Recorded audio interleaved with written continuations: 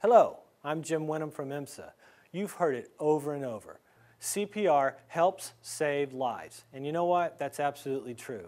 As a matter of fact, here in the great state of Oklahoma, your chance to survive a heart attack almost doubles if someone is there to perform CPR. Today, Heather will show you just how easy it is to perform CPR. It only takes a couple of minutes to learn. We're going to be focusing on the 3 C's of CPR. Our first C will be checking our victim. Second, we will call 911. And third, we'll compress the chest. So our first C is to check the patient. Now we can do that by either shaking the shoulders or even yelling into their ear. Anything that's going to get them to wake up. If that doesn't work, we want to grab a phone and start calling 911. We want to get paramedics started your way as soon as possible. Our third C is going to be compressing the chest. Before we start chest compressions, we need to make sure that the victim is lying flat on their back with a hard surface underneath them. The best place is going to be on their back on the floor. After that, we're going to have to remove any clothing that they may have covering their chest, and we're going to find our placement. We're going to look for the center of the chest, about right along the nipple line, and we're going to look for the lower part of that breastbone.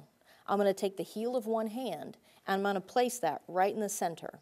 I'm going to take my other hand and place that right on top with the heel on top of one another. I'm going to lock my elbows and lean over the patient and use my body weight to compress the chest, about 2 inches. You may be wondering, how fast am I even supposed to push?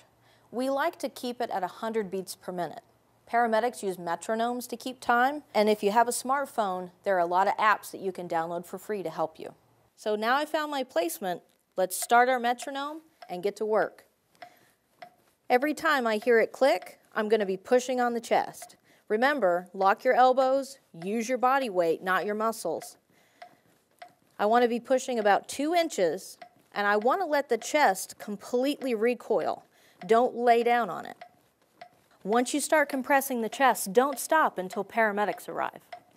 Using your body weight, 1, 2, 3, 4. Recently, EMSA paramedics gave Governor Mary Fallin and cardiac arrest survivor LaShae Roan a lesson in compression-only CPR. LaShae knows firsthand how important a bystander with CPR knowledge can be. The fact that I had a sister-in-law that knew CPR, and she was able to do it immediately, and then she was able to make the call to get others, and then they had the 2 doctors that came over too that finished everything out. So yeah, it was extremely important.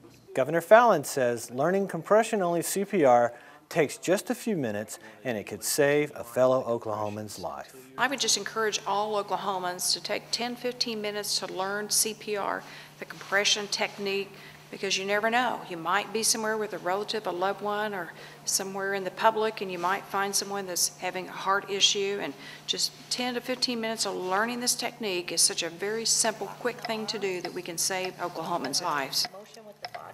So let's recap what we covered.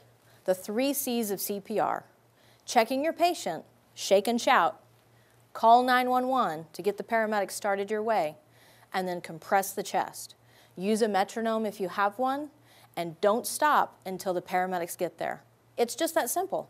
So, if someone you know, or even a stranger, collapses in front of you, now you will know how to help.